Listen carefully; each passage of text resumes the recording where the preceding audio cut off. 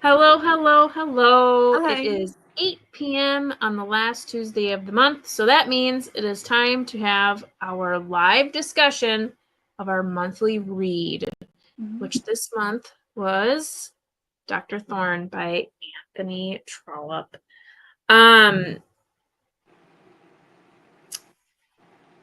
That book. It's like, you are right.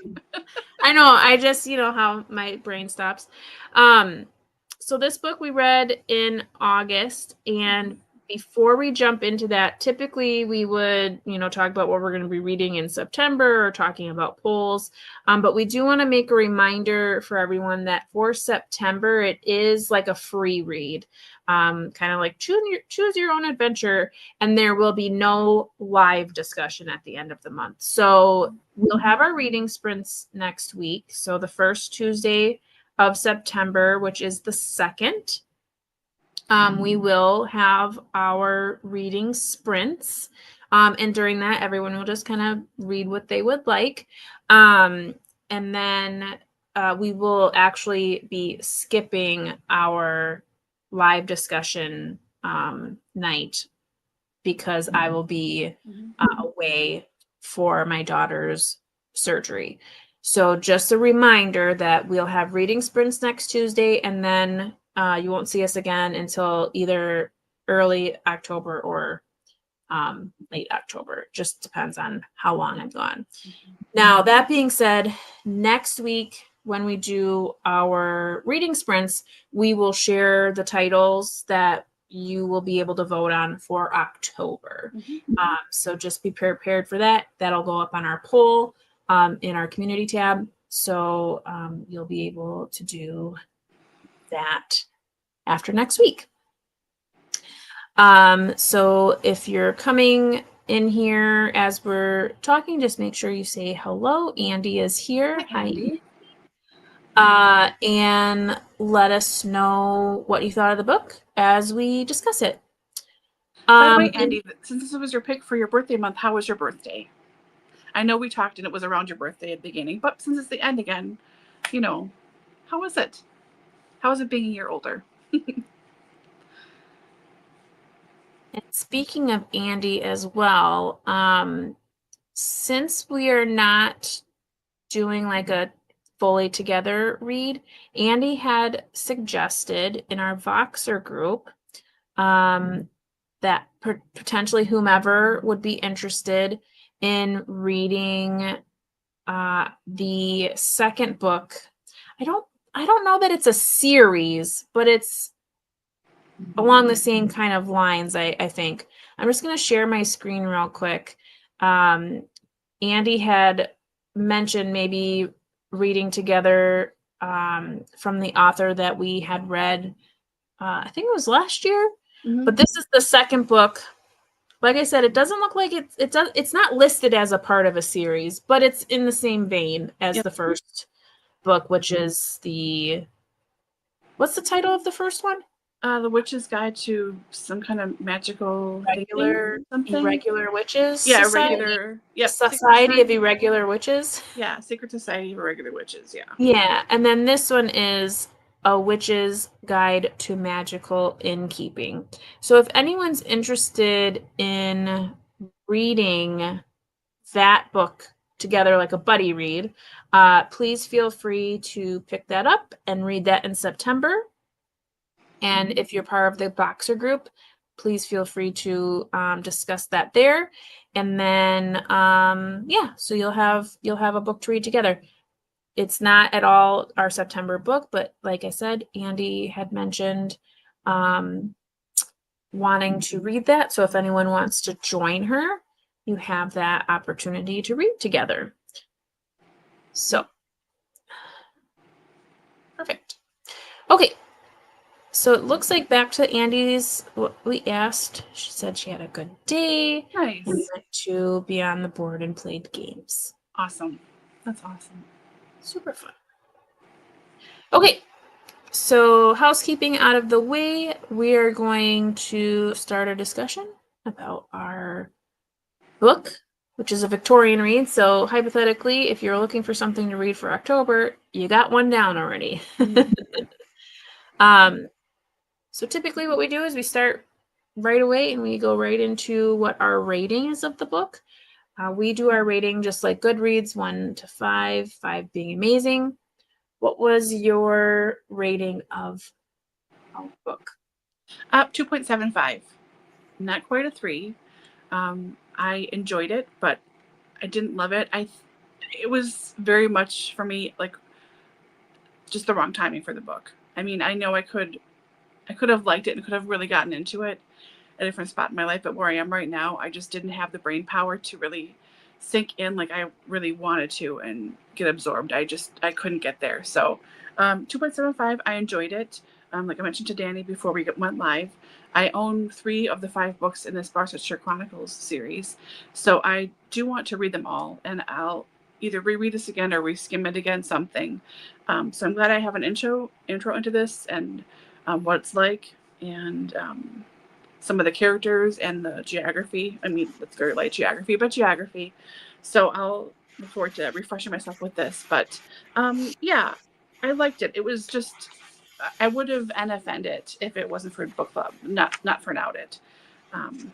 Again, just because maybe I wasn't there. But I did enjoy it. It was nice, and sort of nice to try and get my brain to work again differently and get into a longer book that's more descriptive, because that's typically my bread and butter. That's what I read in high school and early college just for fun.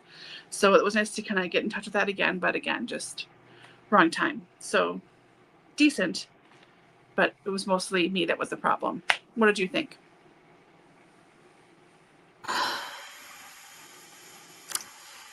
So I put it at 3 on Goodreads. I'd give it more like a 2.5 for me. I liked certain aspects of the book. Like I liked certain characters. I liked certain subjects and thoughts and things that the author did.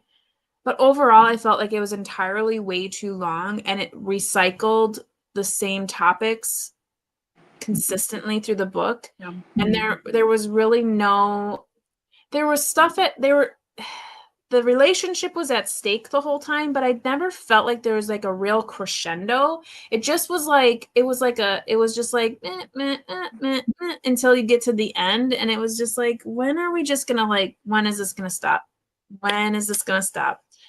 So I couldn't give it any higher than a 3 because I was just waiting for it to be over. I feel really bad because, like I said, there are so many things that I liked about this, and it was really reminiscent for me of like Jane Austen. Like it really felt like one of her novels, where it's all this discussion and understanding what's happening around them, and it's all just so frivolous and silly, and like, why can't you just let these people do what they want to do? And it's like, but it's always about money, and it's always about status, and it's always about what Joneses are doing. So like, I like that because I mean I like Jane Austen, I like the Brontes, I like all of those authors who have these books, but they're also they're all too long. Like they're all like really just doing the same thing over and over again, it feels like. And maybe it's because they all are very similar. So like as an overall, just an overarching, I did give it 2.5 rounded up to a 3. But there are so many things that I think are so good about this book. Like there's so many things that are obvious reasons why this author is a well-known, which not to me apparently, author, but like there's just a lot of tricks and things that I haven't seen in other things, and so I'm not trying to say it's bad. It's just, for me, I was like, this is like 200 pages too long.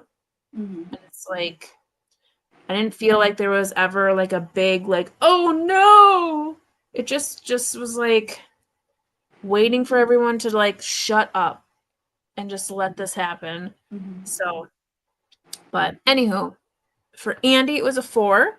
Awesome. That's great. Great. Mm-hmm. And I feel like you said you've read some of the other bits from this series as well, or maybe you have them too. So I wonder if as you read more in the collection, if it knits together a little bit more too. Mm-hmm.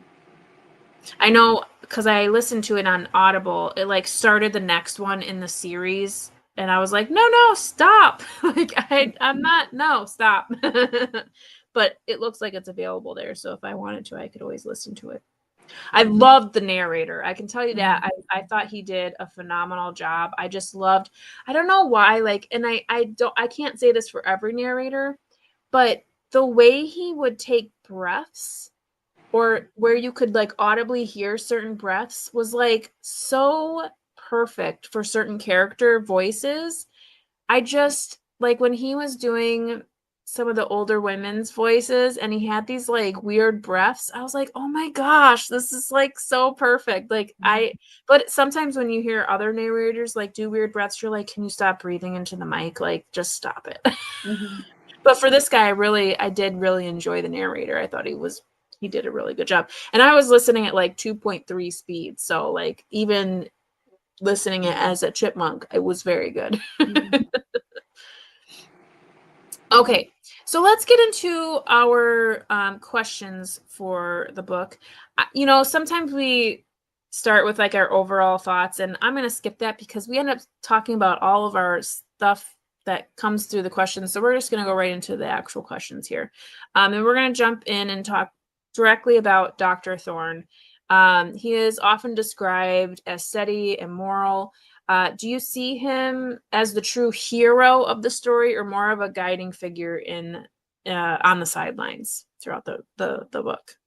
I mean, I think more of a sideline character for sure, because sometimes you'd reading for a while and I'm like, oh yeah, Dr. Thorne. Like I forgot he existed because, you know, the focus is on the young people and who's going to get married and who's going to inherit. And, you know, I just, that was the thing that stuck to me more, and I sort of forgot about him. And every time I pop up, I'd be like, oh yeah, that's right. That's our main character. So he was very sideliney for me. What did you think? Actually, the opposite. So I think just the way that I read it, and because it's third person narrative and because the narrator or author, you know, pushes on that fourth wall a lot and speaks directly to the reader, I really felt like as you were being told the story, I always had Dr. Thorne like top of mind like the whole time, even when we had scenes with Mary and Frank and we had scenes with Aunt Arabella or whatever her name was and like all the characters. I was always thinking of Dr. Thorne because for me, all I could think of the whole time was he knows everything. Like he knows who Mary is. He knows who Roger Scatcherd is. He knows how they're related. He knows that him and the squire, like he's gonna lose his property if he's got to pay this guy, he's got to pay that guy, and he has to ask Scatcherd for more money to like keep, so like for me he was like this, like he just knew everything. He knew, but the best part about it all was he didn't say anything. Mm-hmm. He just let everything fall in place where it was meant to. Like he just kept it all inside and not to his own detriment. Like some, I didn't feel like he was like, oh, I'm full of anxiety and I know this, and like, because there's some characters that are like that where you're like, oh my gosh, like just go tell somebody. Mm-hmm. He was just more like, it's not my story to tell, so he just moved on with his life and he'd continue. And there was a lot of times where I was like, listen up, Dr. Thorne, you need to go tell them what's going on, because then maybe they'd shut up. Mm-hmm. But as it went, I was like, well, it all worked out in the end. And realistically, he was right. I mean, he was right. Why tell them like, hey, she might be coming into money, because then if she didn't, well, then there you go. And do you really want them wanting her because she has money. And so he was in top of mind for me the whole time. Like, I just felt like he was like the moral compass throughout, but like not in everyone's face about it. He just kind of like, he was on the sidelines with it. So like, he knew everything that was going on. He knew how everyone was going to be related to each other. He knew how vile the mother was, like basically telling Frank, you have to marry money, and then like banishing Mary from the estate and all of these things. And he did express his, like, oh, well, if she's banished, I'm not going to come either. So like, he had a lot of really great traits, but he also like kept it in check. So for me, like, I really did like his character. I felt like he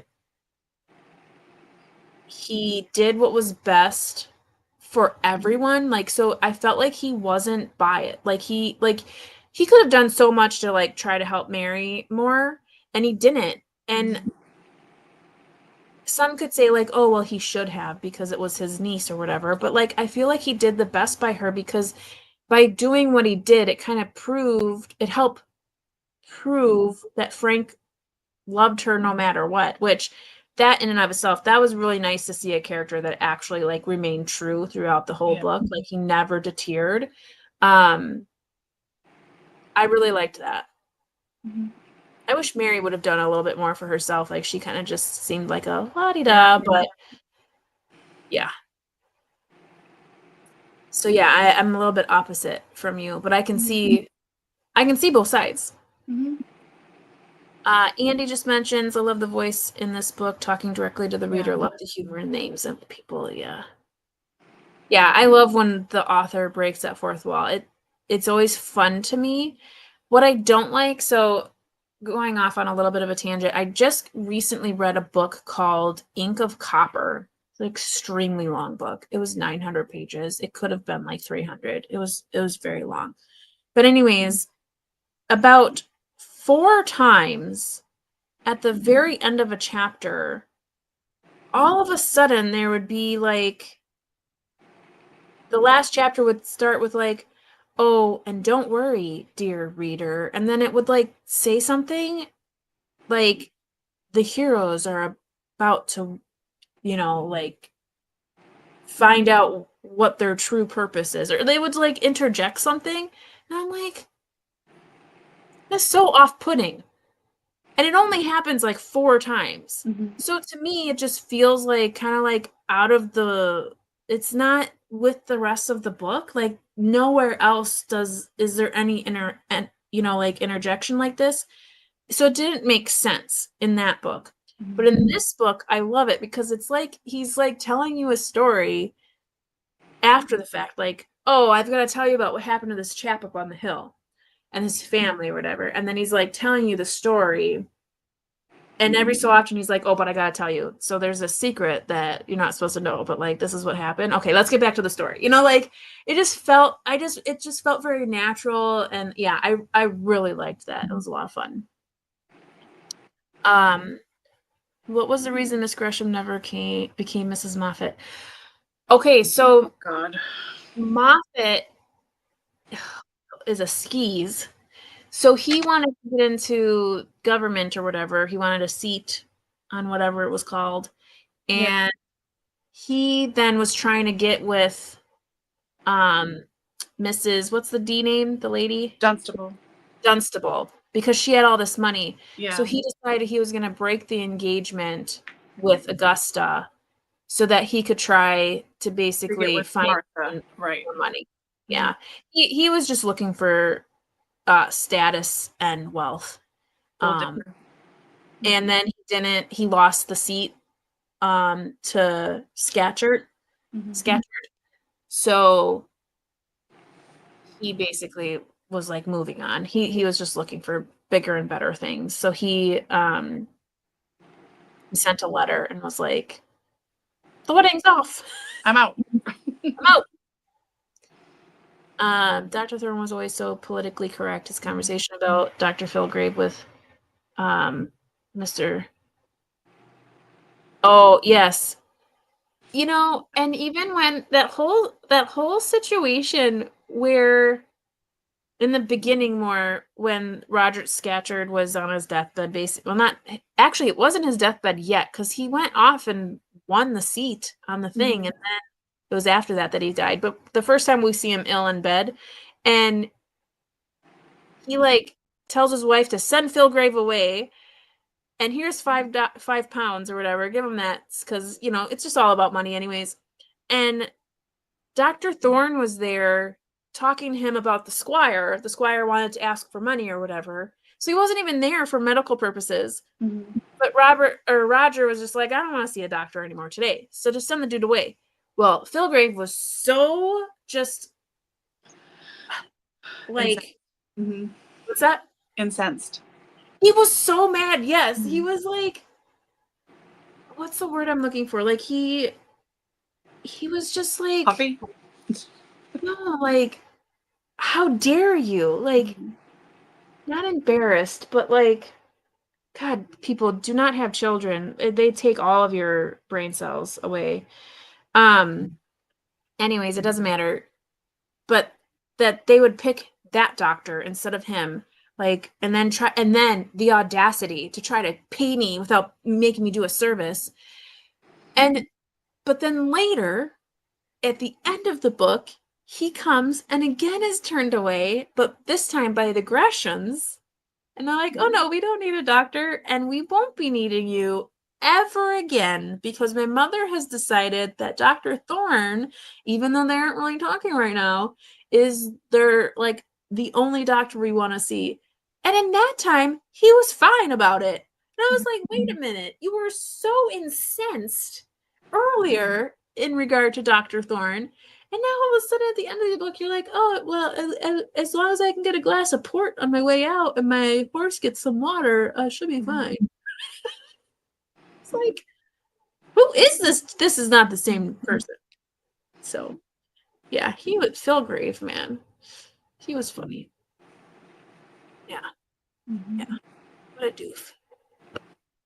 But anywho, yeah. So, I mean, I like Dr. Thorne. I think steady is a really good term for him because, like Andy said too, just politically correct throughout the whole thing, just making sure everything was up to par. And then too, at the very end when he has all the papers and he's making sure okay, well, because Mary, I mean, she inherits everything, but everything is a lot of stuff. And he's all flummoxed. He's like, oh my gosh, so there's all this stuff over here, and then there's all this stuff over here, and then there's Gresham. So yeah, I liked him a lot. So speaking of Mary, Mary Thorne grows up as both an insider and outsider in Greshambury. How does her ambiguous status shape her character? You go first. So this is kind of an odd question for me because I didn't really feel like Mary had much of a character. I feel like she was really plain, and beside the fact that Frank loved her, there wasn't really much to her. I felt for the female protagonist, it was really lacking. And maybe that was just my reading of it, but I felt like I was always questioning why this character was so, why it was such a big deal.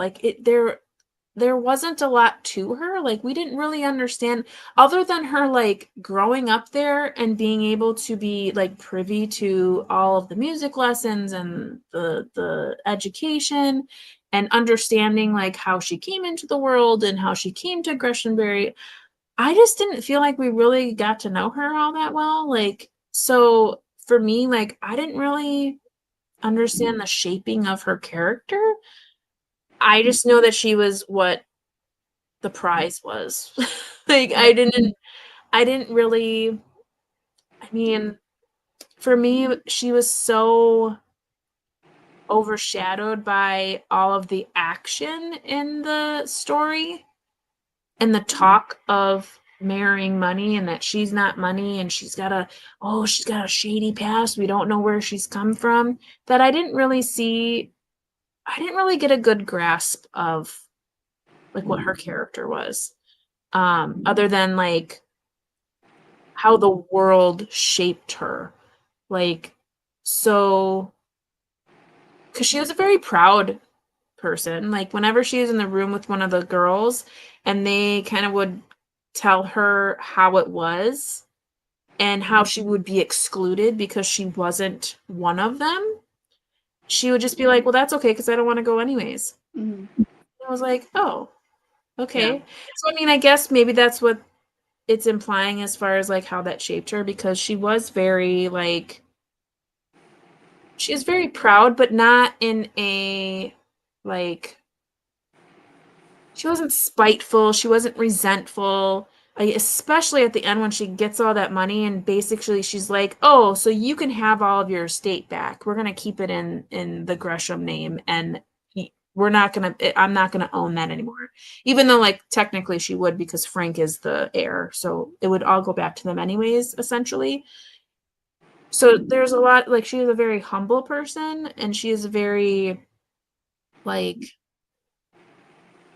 I don't know, she's a very good natured person.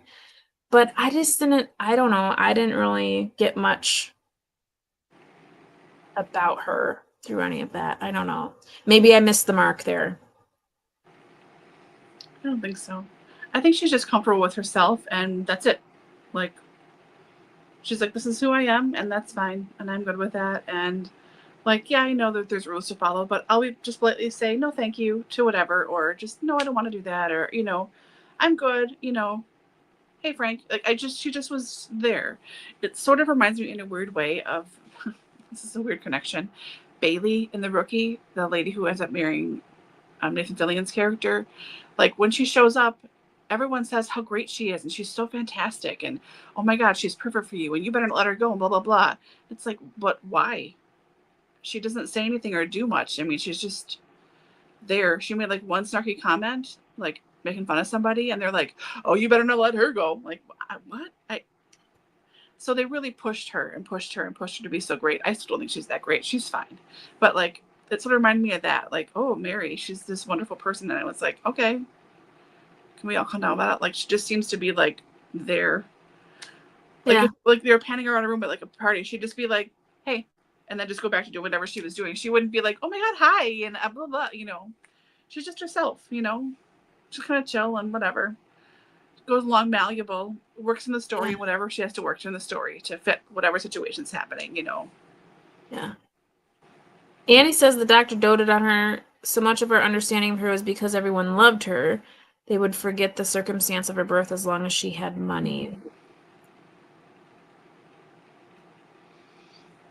I was surprised the sister told the mom about what she saw with Frank and Mary, because then her mom would not allow her to come around. I thought the same thing, and I think I remember, because it was Augusta that said that, and I think the only reason why is because it was something about, I feel like the author said something, because I was like, wait, what is she doing? I thought they were like friends. It was something with propriety and her being worried that Frank was going to ruin something for Mary, because obviously they couldn't get married. So I think she was trying to protect her, but then when her mother started to like go the different direction, she was like, oh crap, I shouldn't have said anything. I feel like that's how I interpreted that scene. Because like even Beatrice, who was the best friend to Mary, when Mary brought up the situation with Frank very, abstractly, even Beatrice was like, well, of course you can't marry him. Like, he can't marry you. He has to marry money. Like, you silly girl. Like, silly Mary. You can't marry him. Like, of course I love you and of course I love him, but I mean, you can't be together. Like, it was just very, yeah. It, yeah. A lot of it was like, you're all two-faced. And even at the end, when she basically owns everything now. Like, they're all fine or whatever, and she stands up in Beatrice's wedding. They have a huge wedding for themselves. But even then, Lady Arabella has to make some remark. Well, her background. I was like, you got like a craw there. You just can't. Yeah. Snake within a snake. Mm-hmm. Yeah, like, stop. Just stop. Mm-hmm. You can't even grovel.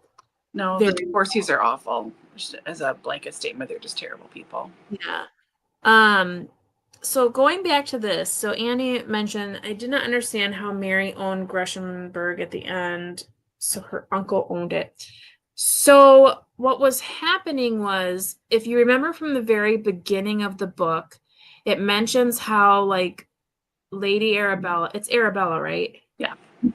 How she spends all this money constantly and needs to go to season in London, and they spend all this money, and then they have to have all this money for Augusta to marry Moffat. Well, that doesn't go through anyways. Then they have to have all this money for Beatrice to get married. They have to have all this money. So basically what they do, what they did right away was they sold Vauxhall Hill? I think so, Vauxhall. Yeah. I think that's what it's called. To the Scatchards, and that took care of a little bit of that debt because they were only living on $14,000 a year, which should have been fine. Right. But Lady Arabella is just spending.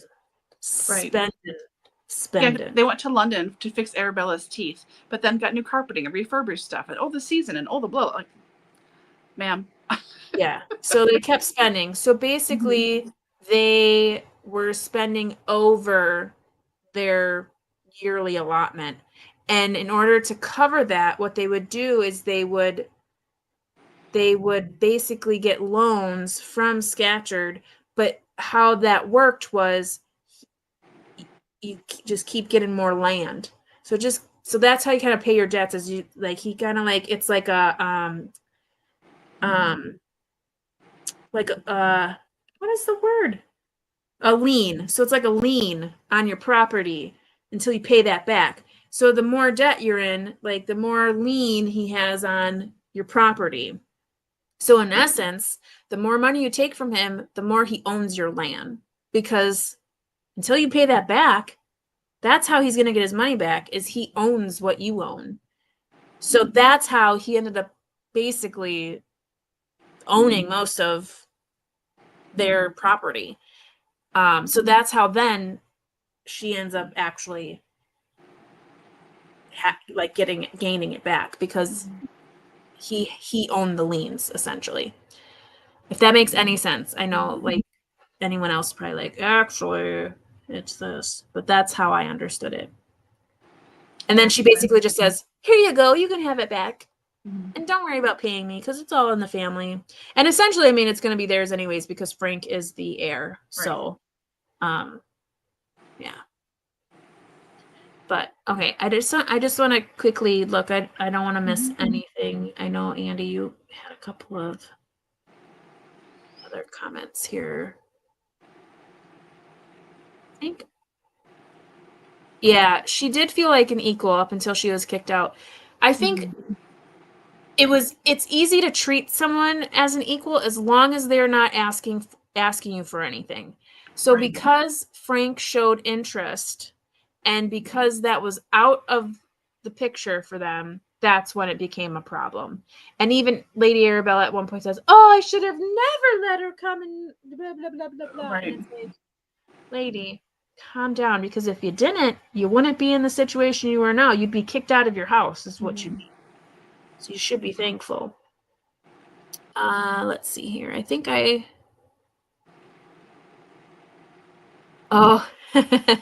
had it on ebook and audio, so I did not have that, but I'm okay with that.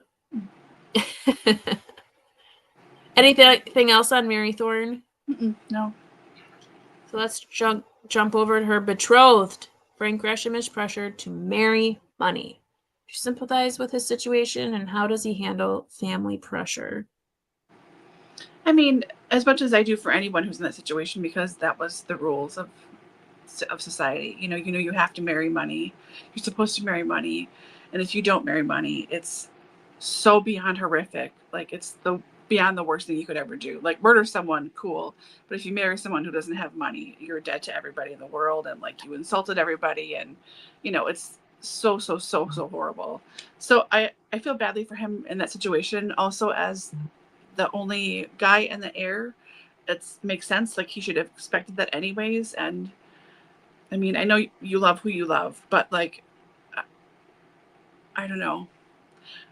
In one way, I sort of hoped he wouldn't have ever looked at Mary, really, because like, he knew it's not a surprise. You know, that's, you know, as the heir and as the guy, like, that's your job, is to marry money and make sure that the whole family in the house stays in the family and everyone's afloat and whatever else. So I felt badly for him, but not that much. And I don't know, it was okay. And family pressure is his mother.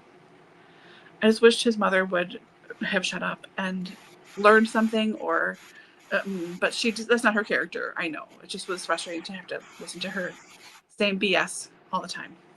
But yeah, I mean, yes and no. It's just the way it was, you know? Yeah. I feel like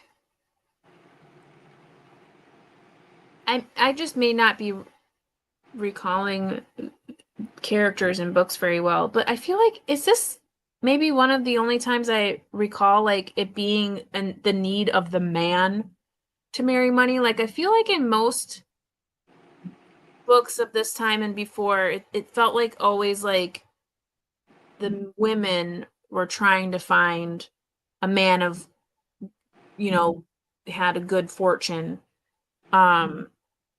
Because in this book, it almost felt like a woman was not going to be able to be wed unless she had money to bring to the table. Like, am I wrong? Like, am I It depends on the focus of who's telling the story and who the main characters are. And if you're hearing it from the woman's point of view and she doesn't have money, she has to marry money. If we're getting Frank's point of view and Frank's situation and his house and everything else, Frank has to marry money. So it goes both directions. Okay. Someone's got to have money in the town. Someone's got to have money. Mm-hmm. Because the only other time I recall this is when in, was it Pride and Prejudice, where is it Whitcomb? What's his name? The bad guy. Wickham. Mm-hmm. He was looking for money. Mm-hmm. And he thought the one had money. Right. But then that's the only time like I remember like it being a man. Okay. In that situation. But it could be what you're saying, is I'm just recalling the point of views. So I mean, for Frank Gresham's standing, I felt like in the beginning he was very like head in the clouds. Yeah. You know, I'm just gonna marry for love, and if she presses my hand, I know. And when, oh my gosh, when they were like in the field and she was on the horse and he's like, Mary, just tell me. And then she does it and he's like, okay, blink twice. You know, like he just kept like saying different things. And I was like, oh my gosh, just can you give her a minute to like think? Because he's like, okay, if you can't do that, shake a leg, you know, like if you don't do anything. And of course she's like still like dumbstruck and he's like, okay, great. You love me. Mm-hmm. Yeah, they didn't want to be like, hello, friend. Yeah, he's very much like head in the clouds. And I feel like he was trying to be rebellious, but at the same time, he also was following orders, following rules. You know, he went to the de Courcy's to, you know, do the thing that they asked him to do. Yeah. He left for a year as they asked him to do. He, you know, every time they're like, okay, well, wait until then. Okay. But he would always come back to Mary and be like, hey, I still want to be your husband. I love you. I love you. And the whole time I was like really waiting for him to be like, maybe I don't love her. But no, every time he was away, he's like, no, I feel like I'm really like, I want Mary Thorne. And I didn't feel like there was anything like untoward in that. Because a lot of times too, like I think back to like Kristen Lavenstatter. Is that what it was?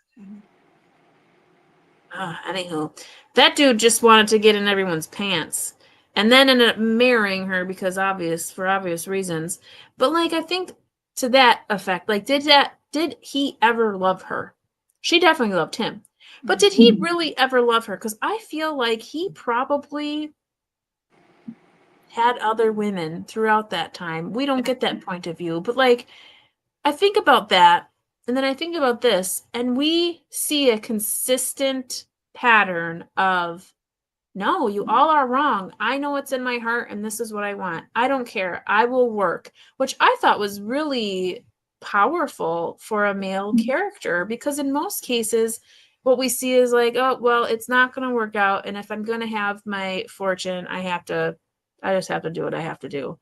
And because infidelity wasn't really a big issue for men, he could have just been like, we could have a relationship on this. He could have like said that to her. Side piece. Yeah. Yeah, he could have said that. He'd be like, well, you're not really in a great standing, so like, why don't we just like continue this relationship?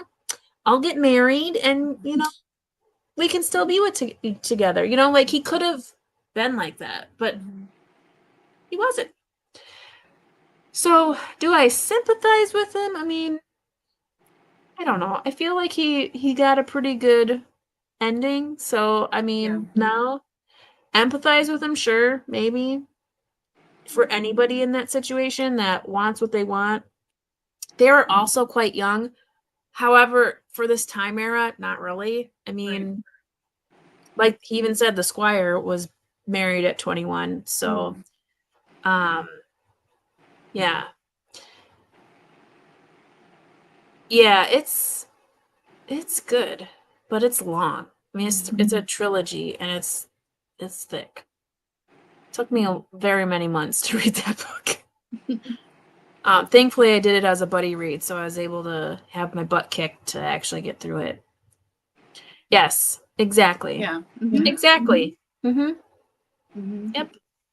That's perfect. Yep. That's a perfect example. Okay. Which character surprised you most, whether in their choices, their humor, or their hidden depth? For me, it's the character I can't ever remember her name. Is it Dunstable? Dunstable. Yeah. Dunstable. Martha Dunstable. Mrs. Dunstable. So the widow, who she's like in her I think she's like 30 or 31, and they send Frank to the DeCourcys to try to woo this woman because he needs to marry money.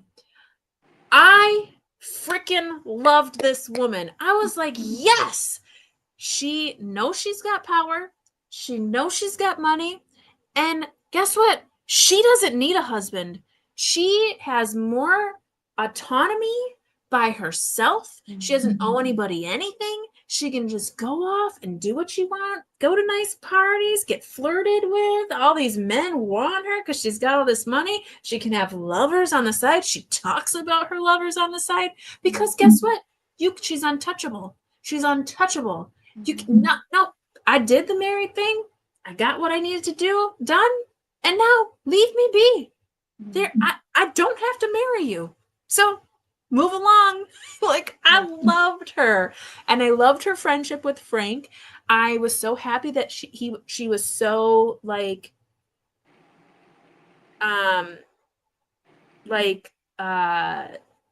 helpful to him. Like, no, if you really love this person, like, keep at it. Like, I'll support you. Like, I think that's great. She told him how it was. So he could see, like, there's life. Like, there's life. You can do what you want to do. You just have to, you got to be strong about it. You just got to, like, keep at it. And I really liked her. She really surprised me for a male character in this time. to be telling this kind of story, to have a female character who was kind of just like, whatever, I'm doing me. Mm-hmm. I loved it. I loved her. I want her to have her own book because she was awesome. I loved her. What about you? Nothing surprised me. I just sort of took it as everything happened, and I went, okay, sure. Okay, makes sense. I just was there for the ride. I wasn't surprised by anything. That's terrible. I feel like such a schmuck. I'm sorry. I just, yeah, everything was fine. Nothing was shocking. I'm an idiot. No. Andy mentions Beatrice, the friend that stood by Mary when others dropped her. And I would agree with you, Andy, until like she was like downright like, yeah, no, but you still can't get married to Frank. I mean, Frank needs to marry money. Just like Beatrice. Come on. Stop it. And I mean, she did try, but she also kind of didn't really have much of a backbone when it came to her mother. Like, because Frank kept telling her, can you please like have Mary as your bridesmaid, or I'm not coming to your wedding. Like, if Mary's not there, I'm not going to be there. And Beatrice is like, I'll try. Yeah. And then she didn't really try very hard. She did speak the truth. That's true. I mean, realistically, they couldn't marry because she didn't have money at the time. And I was quite impressed that when Frank and the squire find out that she owns everything, his first thought was, oh no, now we should give her time to see if she really wants me. Because now the tables have turned, right? Like, will she love me now knowing that she essentially holds all the cards? Right. And so I liked that. And I thought it was very sweet when she came in and she's like, now they can never, like, we can always be together. Because, like, now, what are they going to say? Now you've married money. Here we go. So I did like that his first thought was like, is she going to want me now? Because that should be your first thought. Because the whole book, she had to fight adversity, being so poor and from a terrible background, you know, being, from who knows where, because it was pretty hush hush. So I did like that. Let's see here. Trollope famously said his novels were about ordinary people doing ordinary things. Do you find that compelling, or do you wish there were more dramatic twists? I don't mind like everyday life book. I really don't. I wish this wasn't so long. But no, I don't mind that stuff. I would have liked something a little more exciting to have happened, because it was a lot of just, like I said at the beginning, like, okay, can we get somewhere or do something, or something's going to happen, just like back and forth. Like, it gets boring after a while. Yeah. So I could have used maybe one or two, not like crazy dramatic thing. I realize it's not a sensation novel. You know, I know it's not that, but I know I didn't mind it. I just wish it was shorter. Yeah. But yeah, I think it makes me think about North and South. How you have this love story surrounded by this political and this labor fight, you know, like, and how there's people dying and people fighting, and it's all kind of interconnected. And, you know, the mother that doesn't want this woman, but this woman and this man who just like constantly are like right there, but not there. And then how at the very end, it just, you know, comes together, and it's so gripping and it's so powerful. And that's what I wanted from this book. Like, I wanted it to be more powerful. Like, I wanted more heartstrings pulled, and I just didn't get that. And I think to this question, like, ordinary people doing ordinary things, it did feel very ordinary. Yeah. And I wanted it to be extraordinary. And you don't have to do much by doing that, but having those like pushes and pulls of like, will they, won't they, or you know, all these things that are in the way, like these people and these standards and the status and money, all the things that are in the way, they didn't feel very dramatic. They were just very like, well, on today's docket, it looks like we have Louis Philippe in the way. Mm-hmm. So what are we going to do about that? We're going to make him be a drinker just like his daddy. And we got to just wait 3 more chapters for him to die. And then now we can get back to Mary. You know, Mm-hmm. like it was just like there's no real... And I felt like those things were meant to be like that, meant to be dramatic. Yeah. But ultimately, I think we always, throughout reading, we just knew how it was going to end. Like, it was going to be fine. Like, everything was going to fall into place somehow. But it wasn't going to have a lot of drama or depth to get there. Yeah. And maybe that's okay. Maybe that book wasn't meant to be like this, like that. And maybe it was just supposed to be more dry and more... I felt like I wanted more. Like, Sense and Sensibility. It's so like, oh my gosh, is it going to happen? Is, you know, like, what's going to happen? And it just wasn't here. And I hate to compare. I do. But, like, we've read so many books like this where they are so compelling and you just fall in love with the characters. And none of that happened here. I liked characters. I felt... really happy when certain things happened for characters, but I did not feel compelled. I did not fall in love with characters in this particular book. I do not mind long, but they sure dragged out this plot while I liked it well enough. It does not make me want to read all the Trollopes. Yeah. Right. Yeah. My first Gaskell book, I knew I had to read them all. Oh no, what did I do?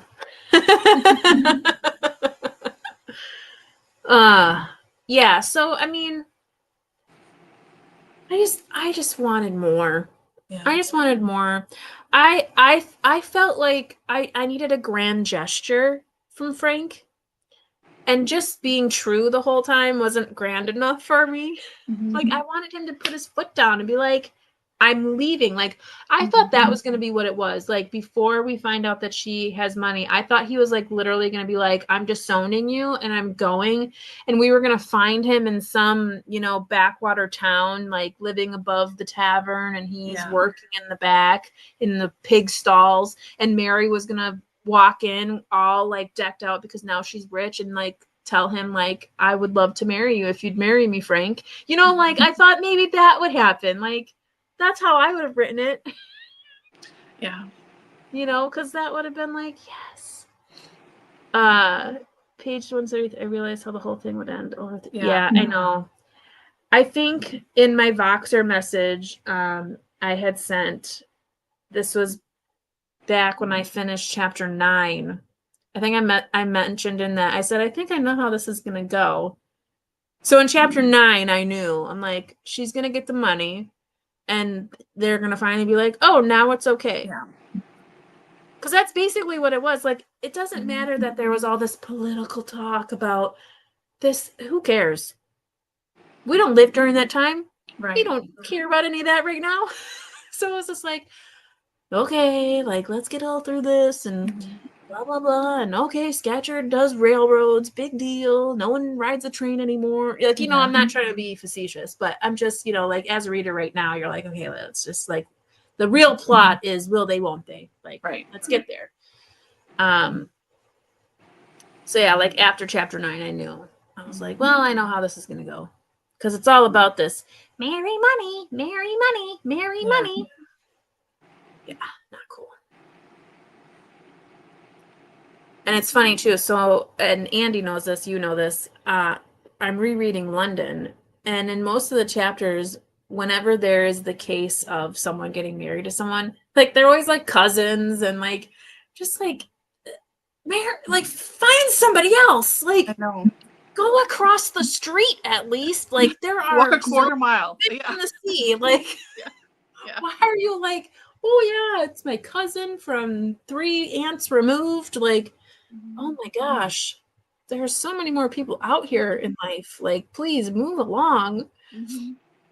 Anywho, so he often breaks the fourth wall. We kind of discussed this a bunch. earlier in our discussion, by addressing the reader, do you find this charming, distracting, or a little cheeky? I liked it. I find it charming and cheeky. I love it. I loved it from the very beginning. I mentioned that in our reading sprints, and I love it. I think it was done very well. In this book.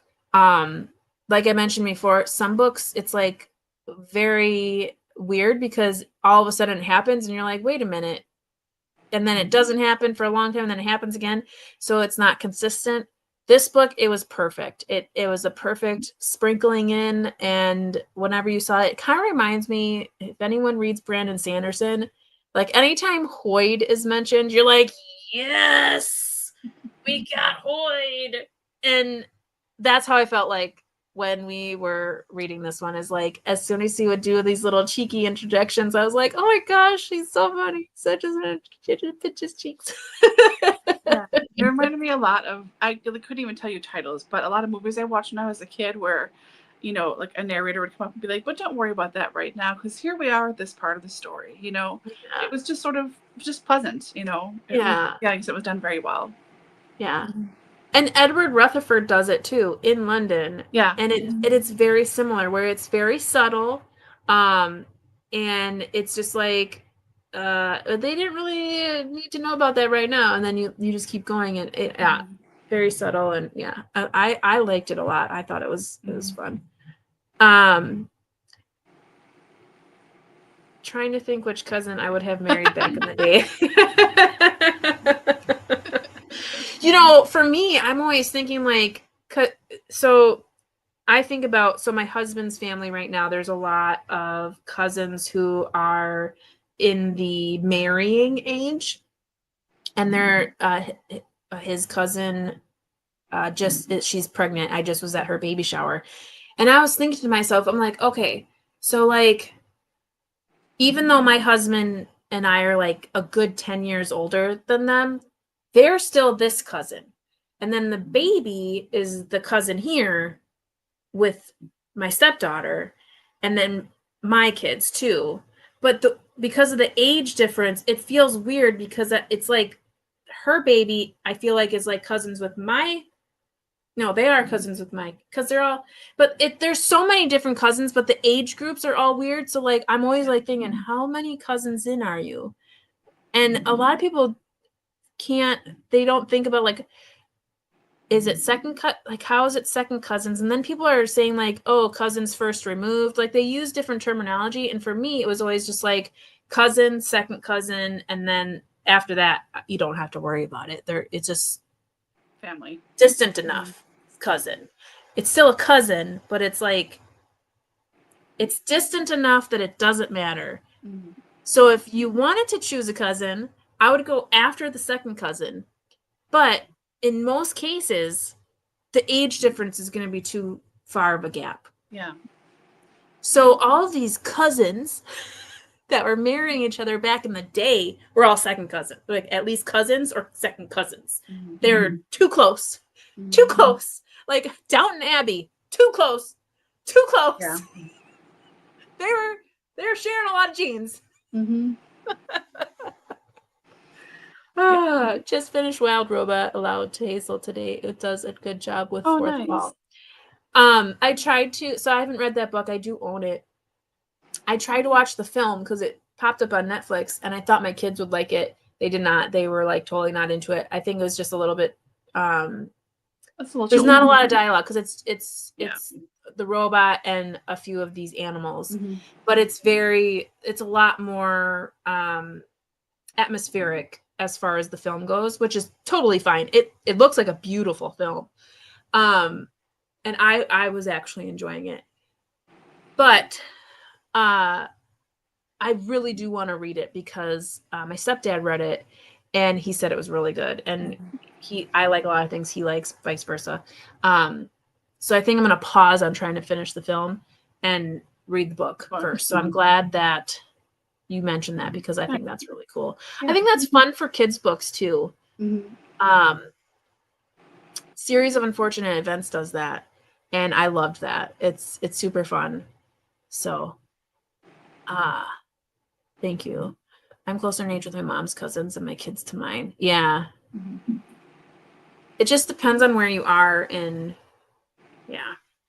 Because like my cousins on my mom's side, they all felt like they were like really a lot older than us. But realistically, they were only like 3 and 4 years older than us. So they just like felt like big kids. But we were all like, so like my cousin Amanda, who is probably one that I kind of converse with the most. She's like, I think she's 4 years older than me. And the last time she saw me, she's like, I didn't know you were that old. And I was like, gee, thanks. And she's like, no, I don't mean it like that. I didn't know we were this close in age. And I was like, yes, always. It just felt like that because when you are young, and I'm 4 and you're 8, it feels like you are so much older and whatnot. I only had one cousin who was like my age. She was a year older than me. But all the other cousins were like 4 years older than me. So but we were all the same level of cousin because we were all my aunt and uncle's kids. So we were all the same cousin. So then all of their kids, and hence my kids, they're all second cousins. I don't think any of those children have children yet. Wrong. One of them, so my cousin, her son, who is my second cousin, they just had a baby. So there's a third cousin. There's one third cousin I have. Technically, that's what it was called, third cousin. So that baby, my son, no, I could marry, and we wouldn't share genes, technically. But that'd be weird because I would be 35. I'm not 35. I was going to say, I wish I was. I'd be 39 years older than them. It's okay. I can be 35. Yeah. Anywho, we can stop talking about cousins. Bookwood's good, but not a keeper. Hazel liked Charlotte's Web better. Oh, I like Charlotte's Web. I cry. I cry at Charlotte's Web. Oh, yeah. I don't like spiders. No. I mean, obviously, I hate That's the spiders. only spider I like. And spiders and I do not have a good relationship. Laura knows. We're not going to get into that because it's too much. But Charlotte,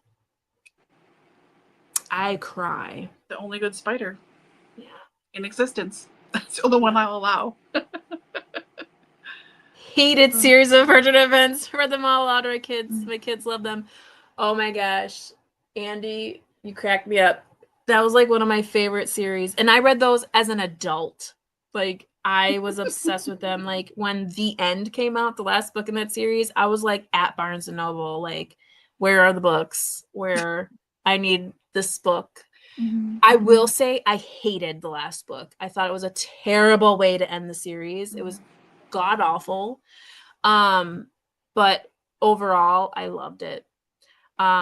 The Jim Carrey movie was okay.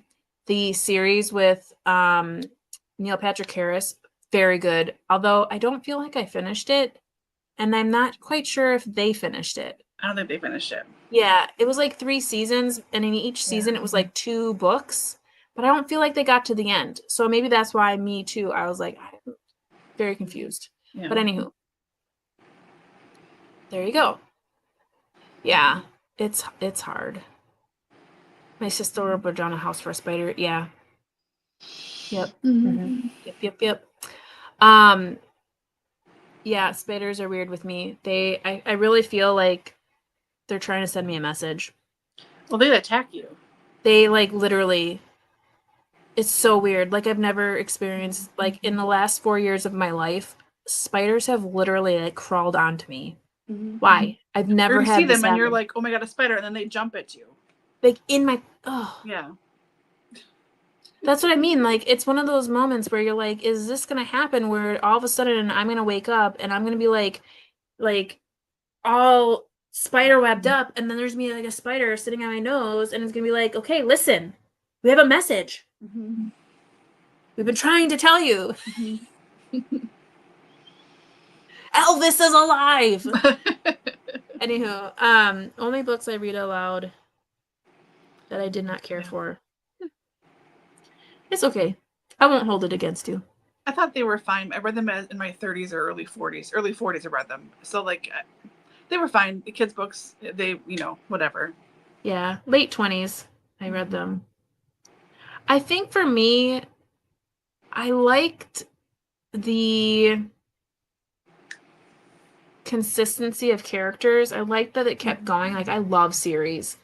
But I also really liked the Lemony Snicket piece where there's it was a story being told to you by this guy who's trying to collect all the clues and figure out what happened to these kids. Like, that's the part that I really liked. Like, I even have like the special, like, it's called the unauthorized autobiography, and it like has so many different, I love that part. And then I have the Beatrice letters where it's like trying to figure out what happened to Beatrice, because there's like the side like tangent of him talking about this Beatrice who was his love. That's what I liked about it, because I'm a weirdo like that. But I could totally see how it's like, whatever. Who wants to read these books? Yes. Lots of good vocab. Although I feel over kids' head. Like, a lot of it was a lot of like, why are these words in this? This is a kid's book. And some of them I was like, I can't even pronounce these words. But I guess that's good. Gets kids looking up words, I guess. So, anyways, we digress. But it's okay because we're at the end. Yay! Any additional topics you'd like to cover regarding the character's plot and or story? Nope. I'm glad I finally read Trollope and got something under my belt, even though, like I said before, it didn't feel like the right time. But I'm glad I did it, and I'm glad I got to see how much like Dickens he really is. It's really kind of funny to me. Like, oh yeah, no, it's a good comp. Yeah. But yeah, I liked it. I'm glad I got a chance to read it. I look forward to reading the Chronicles at a future time in my life when my brain is in a better place where I can brain better. But yeah, I liked it. Not bad. Yeah. You? I mean, I'm glad I read it. I mean, I liked it. I just felt like it was too long and didn't have a lot of like, I've never read this author before, never heard of this author before, so I'm glad that I was introduced and I have that. Will I read from them again? Maybe. Maybe not. Depends on, I probably won't seek them out. But who knows? They have a lot. I mean, there's a ton of books. Yeah, I really want to read Can You Forgive Her and He Knew He Was Right. I really want to read those too. Because I've seen the adaptations of both of them and they're really good. They're just excellent. Oh my God, David Suchet, who plays Poirot, he's one of my favorite actors. He's just amazing. He is so good, and He Knew He Was Right. Like, just amazing. He's so good, so good. So I look forward to reading those, and then eventually later on I'll get to the Barsetshire Chronicles again. But yeah. Annie mentioned it's like The Way We Live Now better. Nice. Speaking of Andy, I wanted to share.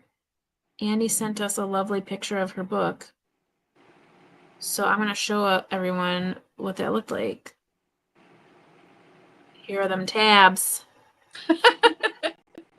Now, Andy, okay, so coming from someone who tabs things, your tabs are so far out. That's how I tab when I tab things too. That would, oh my gosh, that would drive me nuts. I mean, no shade, Andy. Like, you do you, girl.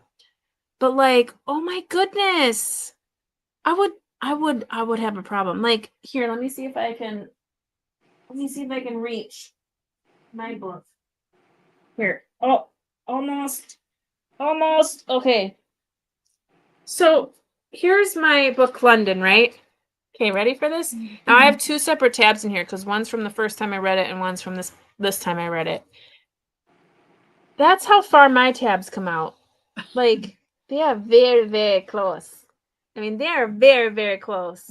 I mean, these ones were a little bit farther out, and they're driving me nuts. That's why I'm removing them. But like, Yeah, very, very close. I like when I put a tab in. Let me see if I can get a dark one so you can see a little better. When I put a tab in, I put it as far over as I can. So here's like a tab here. There's like just the tiniest bit. I can't, it's like I don't, like I want it to just come out just a little bit. Oh my goodness. See, I think for me, it's probably like this for Andy too. I like it further out so I can actually use the tab and not go, what one was it? And was it this thing? And I have to like fiddle with it. It's the same reason I don't like deckle edges. I hate deckle edges books because I feel like I'm always touching them and it's just a little bit out and it drives me crazy. I don't like it. I want it like to be useful, like so I can use it as a tab and pull it. Not use my little finger and go, what was this? And oh yeah, I have to put my hand in and go, was this it again? Like, no, that just seems futzy to me. It's beautiful. I wish I could have tabs like that, where it's just a little bit out and like it looks so lovely. These ones are absolutely ridiculous. Yeah, I don't know what I was doing with these ones. These ones are irritating me. Well, and they're all like not all the same size. Like I like that these ones are like almost all the same. Mm-hmm. I'm weird, but also I tab a lot. Yeah. So like I'm not really looking to come back to these unless I'm really like. For me, it's more or less when I'm doing this, I can be like, oh, there's a tab. Oh, I see why I did that. Okay. Yeah, I don't know. I'm usually not a big tabber, but this helps me keep myself on track as far as like making notes on things. But like traditionally, I don't tab stuff. This is like I do when I do special projects, I will tab. Yeah, I tab like Andy. That's funny. Okay, sorry. Okay. Andy, I like the metal tabs, but did not use them. Oh. Katie at Books and Things says number 1 in the small house at Hamilton. Okay. Oh, really? I thought it was number 5. It's her too. Oh, no. You mean like for her thing? Never mind. Gotcha. Like her number 1 is Small House at Allington. Nice. I'm not a big tab either, but good for discussion. Yeah. Yeah. Okay. Yeah, I mean, I don't really have. I don't feel like there was a lot. It was the same thing, same thought throughout, and other little things happened, but they weren't really that controversial. Yeah, I know I told you, like when we were discussing stuff, obviously not here, like I went to Wikipedia because I was like, God, am I going to miss something? So for the summary in Wikipedia, it's like 7 paragraphs. The last paragraph's 2 sentences. So like whatever.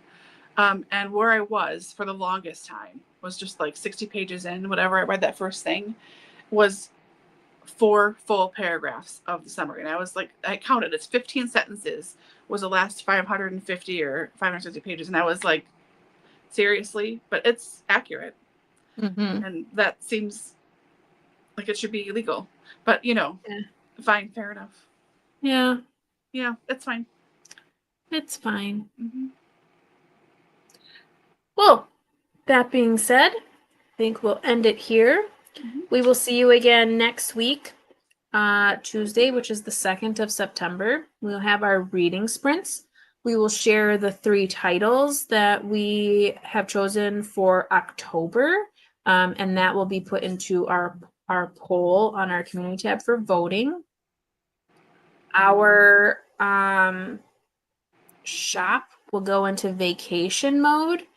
I'm just bringing up my calendar so I can tell you the exact date because it's coming up quick. I can move my calendar here. So our shop will be turned on vacation mode, which means you can see everything in our shop, but you can't order from our shop on Sunday, September 21st at 6 p.m. So Sunday, September 21st at 6 p.m., we will be put on vacation mode, which means you can't order anything, and that's to be determined. So basically, the date that we come out of that is just determined on when I'm home and back in the swing of things. My guess is it'll be at least 3 weeks. that will be on vacation mode. So if you want anything as far as like your autumn bookmarks or anything like that, anything that you'll need prior to, you know, the middle of October, I would get those orders in before the 21st. If you are ordering anything from our shop. So anywho, and then with that said then too, so then that's why we will not be doing the live stream in September. So no live stream at the end of September. And then the October reading sprints are to be determined. Just depends on if I'm home and available. So we'll keep you up to date on that. Thank you. I appreciate that. So anywho, so we'll see you next week for reading sprints. If you're interested in joining Andy in reading I already forgot the title. Something Magical Innkeeper. It's by Sangu Mandano. That's all I remember. Yeah, I'm sorry, I forgot the title already. But catch her on Voxer and let her know. And otherwise, we'll see you guys next week. Thanks, everyone. Thank you. Bye.